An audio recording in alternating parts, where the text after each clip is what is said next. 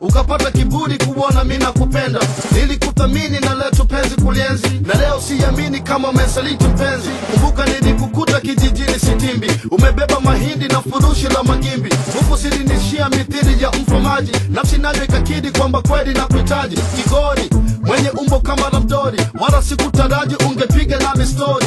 Nilifurahi kuweza kukufahamu na nikakuahidi subiri zangu salamu, kwa kuwa nilikwenda tukumtembelea bibi. Yote yaliyojiri tukumweleza ilibidi. Wote walishangaa kusikia nataka mchumba, kwani vijana wengi wa mjini tuna kasumba. Wakaweka kikao niweze kutoa posa, niliapa kujua iwapo ningekukosa. Walinikabidhi nirudi nawe mjini, na nikakusisitiza mjini kuwa makini. Nafsi yangu nilikupa uitunze mpenzi, na sasa jijisika kuchanganya. Mapenzi ukasaliti na ukanikana, dunia ikiniandama. Kuwa nawe tena itawezekana mpenzi, shampata ambaye tumependana.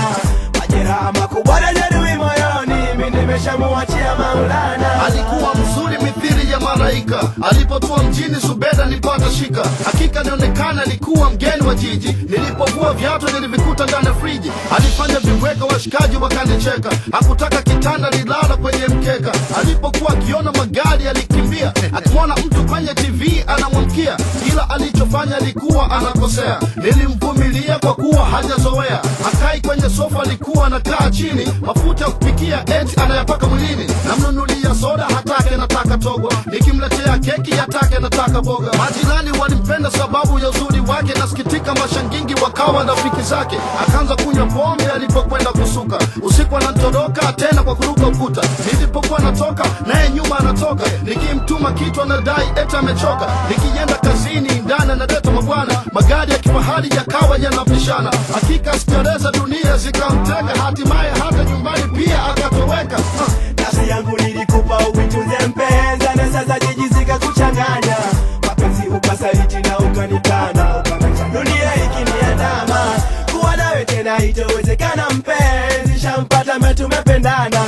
Majeraha makubwa na jeruhi moyoni, mimi nimeshamuachia Maulana. Nilipigwa na butwa, mtaani walinishangaa. Nilikosa raha hata nafsi ilikaza tamaa. Kujua huyu binti ni mzima wamekufa, ilibidi niombe watu msaada wa kumtafuta. Kumbe anaonekana viwanja vya kila aina, leo yupo na mzungu na kesho yupo na mchina. Nilipata shauku ya kutaka japo kumwona, ingawa niliamini moyoni ingenichoma. Kweli tulimtafuta kwenye kumbi tofauti, ili nihakikishe kweli hajapatwa na mauti. Nikamkuta kasino la wadachi na walatino, wakigonga mvinyo, washpati ya spinyo, pesa ya spinyo, na pamba za mandalino. Macho alinitoka mithili ya zinko binyo, hakika alipendeza kwa stela alizocheza, na kila alimtazama alitamani kumchombeza. Kwa pozi na dharau alijifanya amenisahau, wakaniona takataka mbele ya washikadau.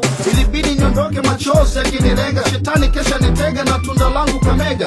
Akapata mimba aliyempa kumtambua, na wote aliowafuata eto kakana kumjua. Zubeda na mimba yake hakuwa na pa kuishi, hakujua ale nini na vipi apate riziki. Ghafla hifadhi yake ikawa ni stendi ya basi, siku nyingine mvua ilimnyeshea kupita kiasi. Akarudi nyumbani eti arudiane nami, kurudi kwao watake mimi na familia ndani. Nafsi yangu nilikupa uitunze mpenzi, na sasa jijisika kuchanganya.